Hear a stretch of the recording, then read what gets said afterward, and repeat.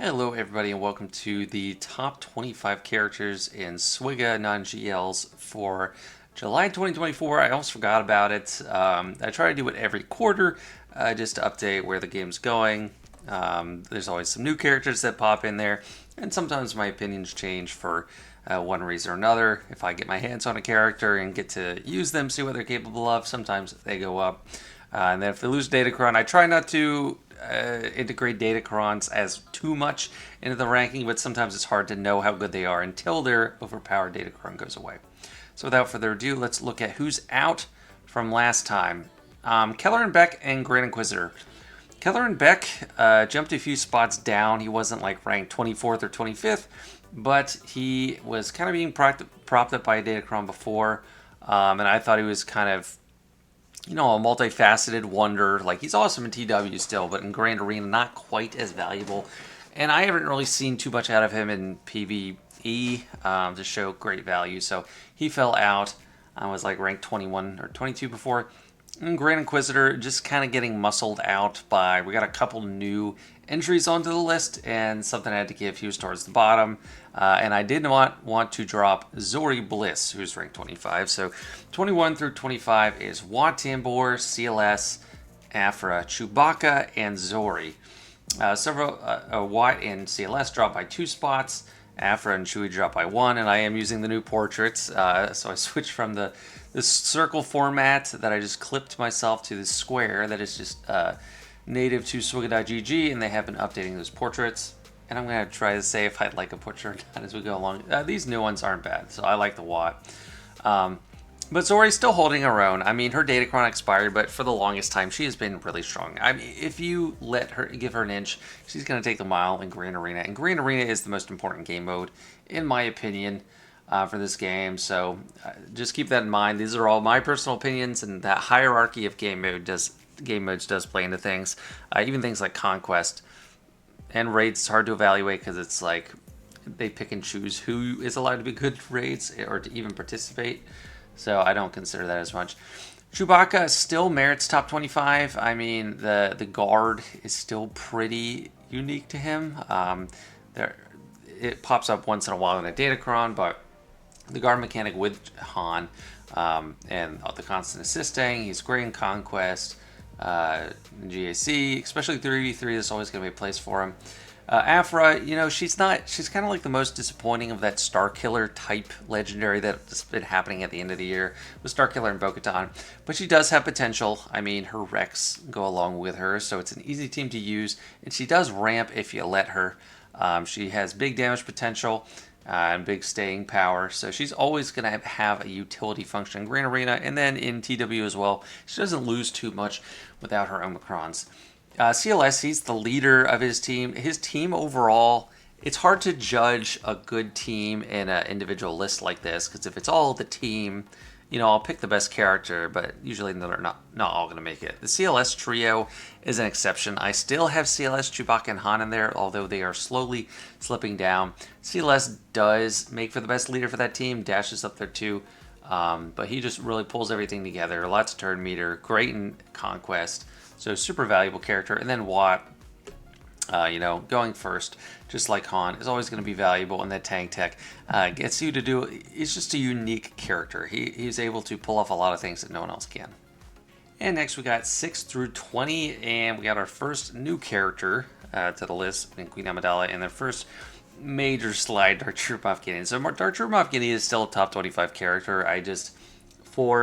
And he was kind of unique in that he had 8 straight months, or maybe 6 months of being propped up by Datacrons that made him seem significantly better than he was. But he is still extremely strong in TW. He's still very good in GAC, but he is not like uber tier like Galactic Legend Killer or just as hard as a Galactic Legend to kill. He's getting better with Night Trooper. We still have yet to see how much Night Trooper does add to that team, because it's relatively uncommon right now for people to have that brand new marquee, and that definitely does strengthen him. But for now, I've knocked him down to 18. Now, Queen Amidala, it's kind of that thing I was talking about with CLS, where when a team is good and it's like just a group effort, they all combine to make each other great. it's hard to gauge them and include them. So, for example, I don't have Obi-Wan or Qui-Gon in this because on their own, they don't necessarily do too much. I think CLS and Chewie, or Han and Chewie, are a little bit different in that regard because Han is always going to go first, which is extremely valuable in Conquest at every stage of the game. And different areas, like even galactic challenges, he's always being used creatively to stun someone first turn, and that's always going to be valuable. For the Queen Amidala, her, Qui-Gon, and Obi-Wan, they all really need each other to be next level tier. But Queen Amidala on her own, she still has that decoy drone that elevates a lot of teams. You could just put her with Bad Batch or put her with other Jedi, and or put her under a General Skywalker team, and she really elevates things. So she is definitely a standout in her own right. But I've already been able. She doesn't have a specific Datacron for her. It's just the whale cron for Obi-Wan. So I've been able to see a little bit better, and even using her on my own, how well she can do without all that support. So she's good, just not incredible. Rex held steady at 17. That's exactly the rank he was last time. I kept him in this spot after Dark Trooper Moff Gideon fell, and a couple others, and he only got muscle. Well, so he only got. I don't know. Actually, I don't know how he stayed at 17. I'm trying to do the mental math, but it doesn't matter. So he's right where he is. Super valuable. Millions of tags. The best character a new player could get for Phoenix, and he's so versatile. I mean, with the Clone Trooper tag in TB, he has a couple special missions you can use him in because he's also a Rebel fighter in the Clone Trooper on Zepho. So really valuable. Revan still taking a little bit of a tumble. I still continue to think the Mark is super valuable. He's a great support character at the end game. He's like a supporting cast member to Jedi Master Luke, but I still think he overall has the most versatile lead, or the second most versatile lead after JML and the Jedi. I mean, General Skywalker is up there, but he's completely different. He doesn't run with Jedi.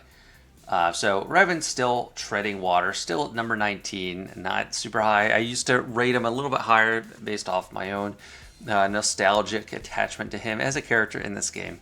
But yeah, taking a little bit of a tumble. So that's 16 through 20. And now top 15. 11 through 15. Basically no change except for Jar Jar. So Jar Jar came in and someone else went way higher than him that used to be here. I won't spoil it until we see it. But Jar Jar, same thing with Queen Amidala. I mean, he's great, but he is the best character on a good team that all meshes together very well. I mean, what do you do? What does Jar Jar do without Boss Nass, or for example, or anyone else on the team? He doesn't have the shield generator, but Jar Jar does take that team to the next level. And it's kind of just, I mean, it's literally just he's the strongest character on a great team, and that's why I put him at 11. I don't know if I'll drop him in a bit, but they do have their own crons right now. I think without them, they're still really strong. Like even if you just put any type of good generic light side or good stats, they scale up really well. So, for example, in the Council podcast that I do usually every month, Van Seals compare them to Tuskens, and in principle, they are a mono-faction team that's made kind of for a raid, but they are way, way stronger than Tuskens. So they are not going to be going anywhere anytime soon. They are definitely a part of the landscape, competitive landscape at the end game, Grand Arena and Territory Wars. Mostly on defense right now just because they're so good, but on offense I'd be interested to see what they do over time. Malak, Darth, Revan, I mean, the fear is really what drives them. I mean, Revan can fear everybody, and then Malak is just such a good tank, plug and play, just taking hits, enemy gets feared. They're punished for even trying to do anything. Jedi Knight Luke still some of his greatest values in PvE stuff, like assault battles, he trivializes them. Can be useful in galactic challenges. TB, very good. He's not using his lead as much in PvP, but he's still a super strong character. He's extremely durable for an attacker. One of the highest base protections in the game, even though he's an attacker. Just tons of buffs. Irresistible AoE stun. It's hard to come by in this game. I think he might be the only one that has it. Correct me if I'm wrong. And then Traya, I mean, she's GAC only, really. Just because of her Omicron. But she has been so valuable and has had such staying power. Her combined with Savage. I don't have Savage in here just because he is pretty much useless outside of Grand Arena, but Treya still not entirely useless outside because of Isolate and, the lead. She can be used with Starkiller and TW, and just how strong she is in Grand Arena. Her without SWGOH without her is decent but not crazy, and then her without SWGOH is still better than just SWGOH on its own.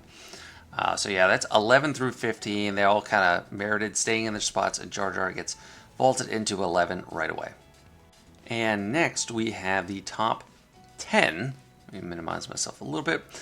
So we got Bo-Katan is the one that took a big jump. And it's because last time I had her at the 11th spot, similar to Jar Jar, I didn't have access to her, so I couldn't use her. I didn't have experience. I played against her, but still didn't have the full feel for her. I still don't put her in top 5, but I do think she merits 6 at least. So she's around there. She's in that conversation. She takes her team and can take multiple Galactic Legends in Grand Arena, even outside Grand Arena. Still very strong, and just takes that annoying everyone attacks out of turn thing to the next level. I mean, everyone attacks out of turn twice. It's really just an irritating team to deal with. On defense, it does have specific weaknesses, such as stunning. She is vulnerable to stun. And a lot of these characters have means around that. Like, Malgus can't be stunned. Maul can't be stunned when he has 4 or higher stacks of Anguish. Cal can't be stunned, I'm pretty sure. And then Starkiller can't be stunned. I forget if Jar Jar can't. Like, a lot of them have that. Luke can't be stunned. So it's kind of surprising that she can be stunned. That's a key weakness. But still extremely strong. Malgus, still a beast. Still really chunky. Hard to move. But he's fallen a little bit. Same with Maul. They just made plays for Bo. I mean, nothing else has changed with their value. Maul's still extremely versatile. Cal is super handy in a pinch. And he's significantly higher than Luke at this point. And Starkiller, mainly just Grand Arena. But in Grand Arena, he is still awesome. You can combine, and his kit is so good just because you can combine it with any other combination with Jedi, Sith, and make a lot of stuff happen. With his buddy Malicos, for example, in 3v3 is pretty awesome. And then Cal, I mean, even like everyone thinks about the insta-kill with just the supporting function he gives on a team, the cleansing, the damage reduction, all the armor shred, the stuns. Like, he just does a ton of stuff. He's a Swiss Army knife. That's why he is still top 10. And that is our 6 through 10. And then last but certainly not least, we have the top 5 proper. And this also has not changed at all. I still leave Bane at the top. I mean, he lost his Datacron and is still chugging away. I've used him to beat Super Supreme Kylo on multiple occasions in 3v3 and 5v5. He still can crush some GLs. In GAC, he is just otherworldly. Even outside of Grand Arena, he can still get a ton of stuff done with the rule of 2. Originally meant to be a lifter for C, but not really how it's working out. Reva is still one of the closer things, along with Bane, that we have to a Galactic Legend with her team, that you have to plan for if you face her on defense, or use her on offense to kill multiple GLs. I was still shocked that they never nerfed her after she came out, because it was just unbelievable how good she was. It was early 2023 we started seeing that, but now, I mean, she's just part of the landscape. It doesn't make sense. Like, some of the characters that are best here, like if a casual Star Wars character fan came, they'd be like, who are all these people? I mean, or like if they hadn't watched it in the past couple years or something, like, okay, who is this? I mean, Ahsoka is big, but like, she's not even in the original movies. Bane, like, who is that? It's just really weird. It's weird because they have to make the new characters better. Yeah, anyway. But yeah, Cat, General Skywalker, Malco, still top tier. I don't like Cat's new portrait. I think they should switch that one back. The other one looked actually way, way better. General Skywalker looks better now. But Malicos, one of my favorite characters ever. Conquest character. Very hard to get, very inaccessible unless you were there for his conquest. But he just rips people to shreds. I mean, in GAC, he can manhandle Reva. He can destroy Rey. With or without the assistance of Starkiller. It just makes it easier when he has Starkiller with him, and just all the support functions he has for his team. I mean, crit immunity constantly, revive prevention, a savior mechanic. Just such a loaded kit. Gas can still punch up, and since he doesn't have any Omicrons, he's valuable everywhere. And just a lot of ways to like get around and cheat death. I think that's kind of the way, one of the reasons he's so good, because you can't just ignore him and go around hit his team. Like they can't die or can't really be hurt until he goes down, and he is thick and comes back up fast. So yeah, these 5 are just mainstays. That it's not often that they're going to be displaced. Malicos, I mean, I don't know what would make me sour on him or give both a nod there. Maybe I should, but anyway, this right now is my top 25. And unlike other rankings I've had in the past for this, I don't have an honorable mention section to show you just because it's been getting kind of bloated and just serves to be its own kind of ranking. And then, I don't know, there's all kinds of speculation and saying, oh, why don't you do this? They should be in honorable mentions. So I'm just not bothering with it. Give me your suggestions if you think someone should have made this, like not just honorable mention, should have made it, and I overlooked them. But yeah, anyway, that's it. Thanks for listening to my rambling that does not have great direction, as been pointed out sometimes. But I hope you enjoyed looking at this ranking. Helps you with something. All right. Thanks, everyone. See ya.